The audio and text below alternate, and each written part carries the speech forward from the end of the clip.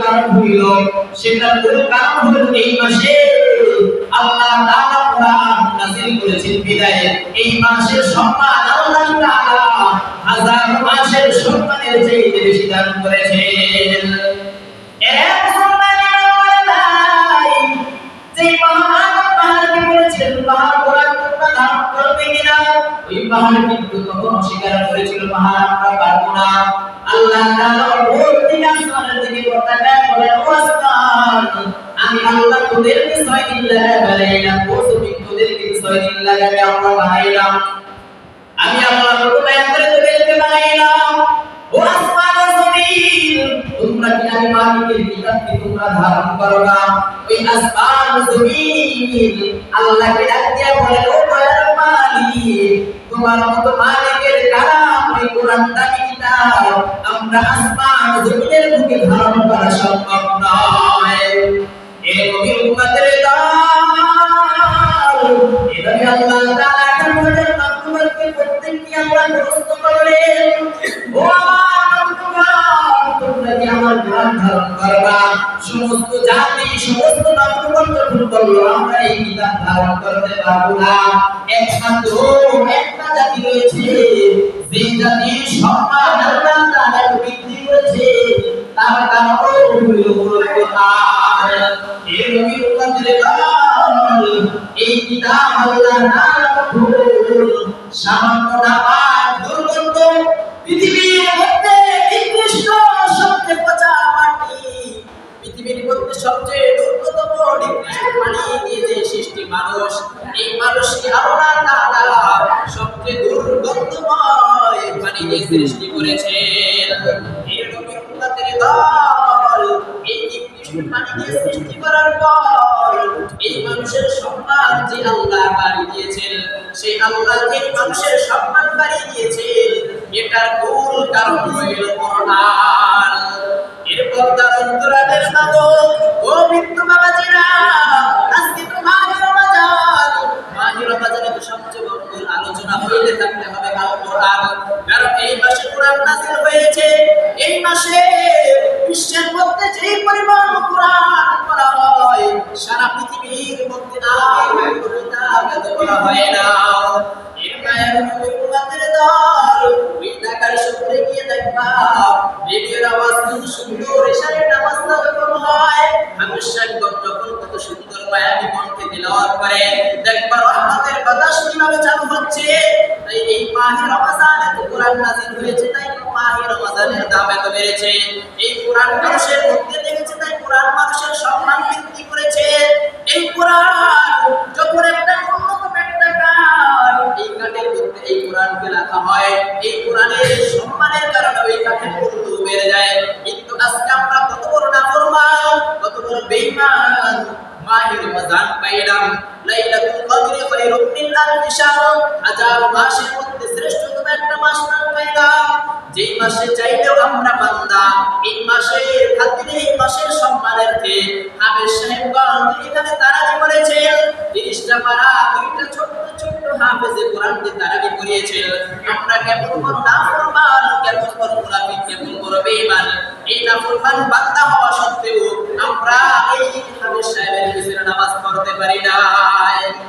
এরপর তার অন্তরালের মাগো আপনারাও তো চাইলে পারতেন এই মাহে রমজানের সম্মানের কারণে, যে এই মাহে রমজানের কারণে যে আমরা কোরআনে কারীম শিক্ষা করব। কারণ তুমি বলেন তুমি স্কুল মে কালেজ মে পড়ো কিসনে হিন্দু পছন্দ, তুমি স্কুল মে কালেজ মে পড়ো কিসনে হিন্দু পছন্দ, ইসলাম কি तमाम हुदूद जब पर फरमान, इस्लाम की तमाम हुदूद जब कर फरमान, तुम स्कूल में कॉलेज में पढ़ो उसने हिंदू पसंद, तुम स्कूल में पढ़कर जब कुरान भूल गया, तुम कॉलेज में पढ़कर जब कुरान सुन दिया, अफसोस आदाब ठिकाना है हाविया। এরে নবীর উম্মতের দল, কবি বলেন তোমরা স্কুলে কলেজে পড়ো কোনো বাধা নাই, কিন্তু এই মাহে রমজান পাইলা, এই মাহে রমজান চাইলেও তো কোরআনটা পড়তে পারতা। আজকে ভার্সিটি পড়া শেষ করেছো, বড় বড় ডিগ্রি ডিগ্রি পাস করেছো কিন্তু কোরআনটা শিখতে পারলা না। কিন্তু এই মাহে রমজানকে যদি সম্মান করতা, মাহে রমজানের দিকে আমলকে নিজের প্রতি অর্জন করতে চাও, যদি গুনাহকে মুক্ত করতে চাও, গুনাহকে আল্লাহর কাছ থেকে মাফ চাইতে চাও, ওই মালিকের কাছে তো তওবা করতে হয়। ওই মালিকের কাছে তওবা কি শুধু হাত তোলা? না না, হাত তোলা শব্দ নয়। যেমনিভাবে সন্তান যখন কোনো মাকে কষ্ট দেয়, ওই মা আল্লাহর কাছে হাত তুলে বলা লাগে না যে ও দয়ার মালিক তুমি আমার সন্তানকে গজব দাও।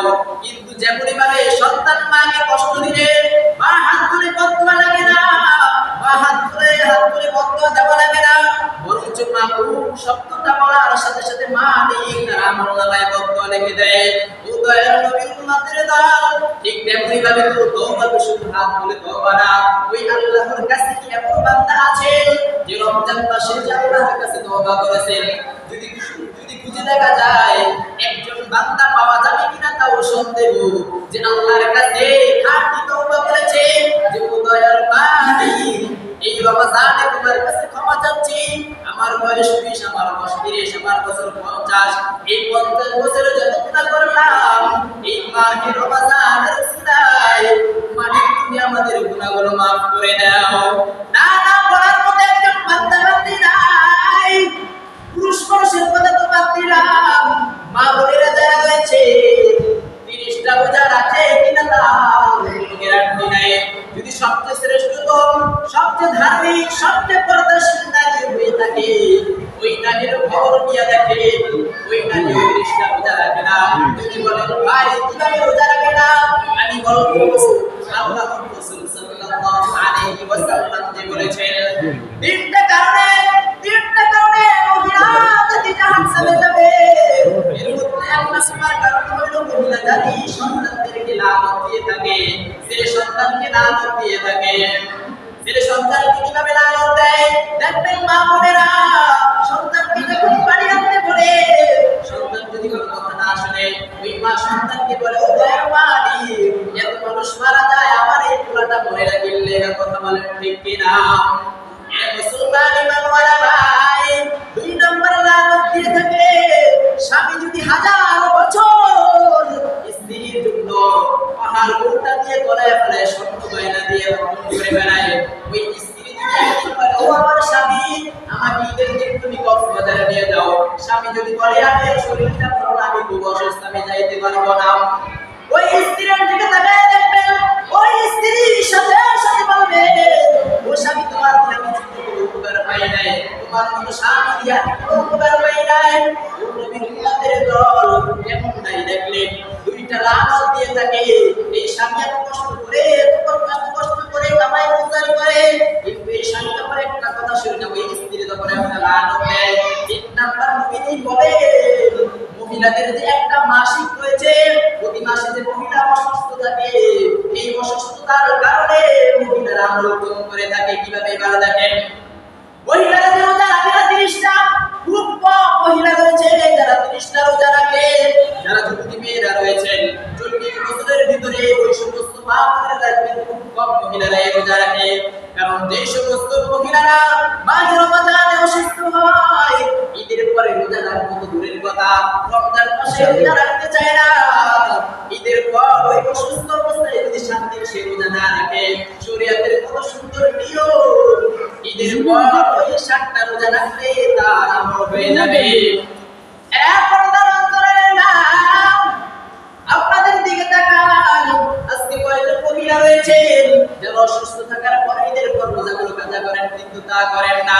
কিন্তু রমজান একটা বাঁধতে যে কত গুনাহ, যদি জানতেন জীবনে কোনোদিন রোজা ভাঙতেন না। কারণ একটা রোজা ভাঙলে 60টা রোজা রাখতে হয়, আবার এই 60টা রোজার মধ্যে যদি আবার একটা ভাঙেন আরো 60টা, এই 60টা রোজার মধ্যে যদি 2টা ভাঙে 120টা, এভাবে হিসাব করে দেখেন কত হাজার হাজার রোজা হয়ে যায়। আল্লাহর নবী বলেন মাহে রমজান কোন বান্দা যে রাখবে না এই চিন্তা তো দূরের কথা, মাহে রমজান রোজা যে রাখবে না এই চিন্তা তো দূরের কথা, কোন বান্দা যে রোজা রাখা ভাঙবে তার শাস্তি কেমন হয় এবার একটা হাদিস শুনেন। আল্লাহর নবী ঘুমায় গিয়েছেন, ইশারের নামাজ পড়ার পর আল্লাহর নবী সাল্লাল্লাহু আলাইহি ওয়াসাল্লাম ঘুমিয়ে রইলেন। ঘুমিয়ে যাওয়ার পর আল্লাহর বেলায় আল্লাহ তাআলা দুইটা ফেরেশতা পাঠায় দেন, ও ফেরেশতা যাও নবীর কাছে। ওই দুইজন ফেরেশতা নবীর কাছে আসলেন, নবীর স্বপ্নে দেখতেছেন দুইজন ব্যক্তি নবীর কাছে এসে বললেন, ও নবী এবার ওঠেন।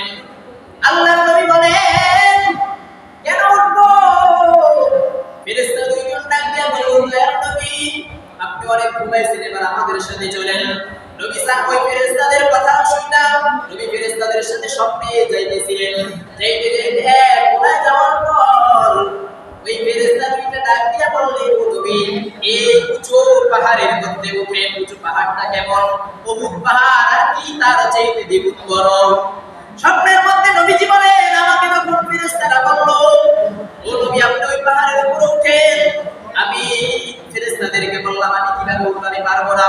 ফেরেশতারা বললেন, আমরা আপনাদের সাহায্য করব, আমরা আপনাদের হেল্প করব। নবী বললেন, ঠিক আছে, আমাকে উঠাও। ওই ফেরেশতাগণ যখন নবীজিকে উঠাইলেন, নবীজি যখন ওই পাহাড়ে যাইতেছিলেন, ওই পাহাড়ে উঠতেছিলেন, ও ফেরেশতাগণ ভালো করে শুনে রাখো, যারা রোজা রাখো না, যারা রোজার পর ভাঙ্গা ফেলাও, তাদের কথা নবী কি বলেন?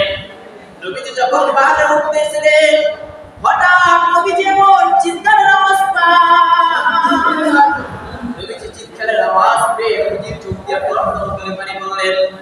নবীজি ডাক দিয়ে বলল, ও ফেরেশতা, এই চিৎকার কিসের আওয়াজ? এই বিকট শব্দ কিসের আওয়াজ? ফেরেশতা ডাক দিয়ে বলল, নবী যাইতে থাকে, সামনে গিয়ে দেখতেন, ও পর্দার অন্তরালের বাংলার যারা কোনা, ও যুবক ভাই কিন্তু বাবাজিরা, যারা কোনা হাদিসটা শুনো। নবীজি দেখেন যাইতে যাইতে একটা ব্যক্তির মাথা নিচে রাখা, ওই দুইটা পা ওই উপরে বাঁধা, এবং ওই দুইটা পা উপরে বাঁধা ছিল, মাথাটা ঝুলিয়ে দিয়েছিল। এই করাত হয়েছে, যেই করাত দিয়ে আমরা গাছ কাটি, এই করাত দিয়ে ফেরেশতারা ওই যুবকের এই গালের গোশতগুলো কাটতেছে। ও ফেরেশতার বাবা রোজা রাখেন না যারা, ও পর্দার অন্তরালের মাগো, ওই পাহাড়ে গিয়ে নবীজি দেখেন নিজের গালের গোশতগুলো কাটতেছে। নিজের গালের গোশতগুলো কিভাবে কাটলে কেমন লাগে একবার কল্পনা করেন। আজকে আপনার গালের গোশত যদি করাত দিয়ে কাটা হয়, পা দুইটা যদি আসমানের দিকে বাঁধা হয়, মাথাটা যদি জমিনে রাখা হয়, তারপর যদি এই গালের গোশত টাইনা উঠানো হয়, তাহলে আপনার কাছে কেমন লাগবে? আল্লাহর নবী বলেন, ও ফেরেশতারা, এই সমস্ত ব্যক্তিদের করাত দিয়ে গালের গোশত কেন কাটা হয়? গালের গোশতগুলো টাইনা উঠানো হয় কেন? ফেরেশতারা ডাক দিয়ে বলেন, ও দয়ার মানব, ও দয়ার নবী, এই সমস্ত ব্যক্তিরা রমজান মাসে যারা দোকানে পর্দা ঝুলিয়ে বোতল দুই সাইডে বাঁধা চা খেয়েছে, বিভিন্ন খাবার খেয়েছে, মাঘের বাজারে অনেক রোজা রেখেছে, আবার রোজা ভেঙে ফেলেছে, এবং মাঘের বাজারে যারা রোজা হয় নাই, তাদের শাস্তি কি হতে পারে? এরা মুসলমান এবং ভাই, অনেক রোজা রেখে বাংলার ফল খেয়ে তো পরিমাণ শাস্তি হয়। আর আপনি আমি মা বোনেরা, ও বিন্দু বাবা যারা রোজা রাখেন না, তাদের শাস্তি কি হতে পারে একবার চিন্তা করে নেন। তাই বলবো যুবক ভাই, জীবনে 11টা মাস খান আর খাবেন না। এই মাঘের রমজান যারা রোজা রেখেছেন, তারা শ্রেষ্ঠ জীবনে নসরুলি ওয়া আনা নাজিবি উম্মতে মুহাম্মাদিরা যখন কোনো ভালো কাজ করে, কোনো আমল করে, ওই উম্মতে মুহাম্মাদি কোনো ভালো কাজ করে, ভালো কাজ করে, ওই ভালো কাজের বিনিময়ে 10 থেকে আমি আল্লাহ 700 গুণ বৃদ্ধি তার আমলনামায় দিয়ে দিই। কিন্তু না, রোজার বিষয়টা এমন না। রোজার বিষয়টা হলো সম্পূর্ণ ভিন্ন। রোজার বিষয়টা হলো সাউকুনি ওয়া আলাইহি, আমি আল্লাহ ফেরেশতার মাধ্যমে মাকে রমাদান রাখবে। রোজাদার ব্যক্তিকে আমি আল্লাহ ফেরেশতার মাধ্যমে কোনো সম্মান দিব না, কোনো শ্রমিকের মাধ্যমে সম্মান দিব না, শ্রেষ্ঠতম ফেরেশতার মাধ্যমে আমি সম্মান দিব না। আমি আল্লাহ তাআলা যারা রোজা রাখবে, তাদেরকে আমি আল্লাহ তাআলা কুদরতি এই হাত দিয়ে আমি তাদের বেশি বোনাস দিব, তাদেরকে উপহার দিব, তাদেরকে সম্মান প্রদর্শন করব। এর আগে রমজান যারা রোজা রেখেছেন, তাদের জন্য একটু নবীজি বলেছেন আপনারা ঈদ উদযাপন করবেন। কিন্তু আজকে দেখা যায় রোজা রাখে নাই যারা, 30টা রোজার একটা রোজা রাখে নাই, ঈদের সময় দেখবেন এই সুন্দর সুন্দর জামা পরে সুন্দর সুন্দর মার্কেট করতে যায়।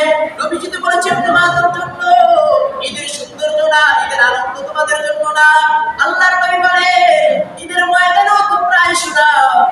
ময়দানে তো দূরের কথা, ঈদের ময়দানে এসে তোমরা উঠিয়ে দেও না। কারণ মাহে রমজানের এই ঈদের আনন্দ শুধু ওই ব্যক্তিদের জন্য যারা মাহে রমজানের সম্পূর্ণ রোজা রাখবে, তাদের জন্য ওই ঈদের উদযাপন করা। কিন্তু আজকে দেখেন ছেলে মেয়ে পার্কে গিয়ে আড্ডা দেয়, কিন্তু মা বোনেরা আজকে থেকে আপনাদের কাছে একটা আবদার করবো যে জীবনে যখন গুনাহ করেছেন নিজে তো গুনাহ করেছেন, কিন্তু সন্তানটাকে হইল গুনাহ থেকে বাঁচান। আল্লাহ তাআলা আমাদের সকলকে উক্ত কথার উপর আমল করার তৌফিক দান করেন। সকলে বলুন আমিন। আপনারা দোয়া করবেন আজকের মহান ওয়াজবা যে উদ্দেশ্য হয়েছেন আমার ভাই জনাব মোহাম্মদ নাসির, যিনি ছোটবেলা থেকে খুব কষ্ট করেছেন, পড়াশোনা করেছেন। আলহামদুলিল্লাহ, আল্লাহর কাছে অসংখ্য শুকরিয়া। আজকে তাদেরকে সেই কষ্টের ফল হিসাবে আল্লাহ তাআলা দীর্ঘ কষ্ট করেছেন, যেটা আমার যতটুকু বয়স আমি নিজ চোখে দেখেছি। টাকা যখন পরীক্ষা দিতে যাইতেন, রোজা রেখে পরীক্ষাগুলো দিতেন, সে আল্লাহ তাআলা এই কষ্টের ফল হিসেবে আল্লাহ তাআলা আজকে তাকে বিশেষ স্ক্যানার বানিয়েছেন। সকলে আলহামদুলিল্লাহ, আল্লাহর কাছে অসংখ্য শুকরিয়া। আল্লাহ তাআলা আরো বানিয়ে দেখ। সবসময় দোয়া করবেন এবং কখনো অহংকার করবেন না। যারা রয়েছে অনেকে টাকা রয়েছে কিন্তু টাকার বড়াই করি না ভাই। আল্লাহ তাআলা মানুষকে সবসময় এক অবস্থায় রাখে না। দেখবেন অতীতে যারা গরিব ছিল আজকে দেখেন তাদের সম্মান কত করে। আজকে টাকা থাকলে সে সম্মানী না, আল্লাহ তাআলা তাকে সম্মান দিয়েছে সেই সম্মানী হবে। ওয়াইসু মান তাশা ওয়া তুযিল্লু মান তাশা। সে যত বড় কোটি টাকার মালিক হোক, যে লাঞ্ছনাতে হবে সে লাঞ্ছনা অবশ্যই হবে। আর যে তাকে সম্মান করবে আল্লাহ তাকে সম্মান করবে। আল্লাহ যেটা হোক, সে গরিবের সন্তান হতে পারে, যেমনই ভাবে একটা হাফিজ কোরআন গরিবের সন্তান হলে হতে পারে। বিষয়টা এমন না একটা গরিবের সন্তান যে টোকায় খায়, একটা টোকার সন্তানও দেখবেন হাফিজ কোরআন, হাফিজ কোরআন আসলে ঢাকা থেকে মসজিদে নামাজ পড়ে। তাই আজকে দোয়ার ইন্তজাম করেছেন, আপনারা সকলে দোয়া করবেন।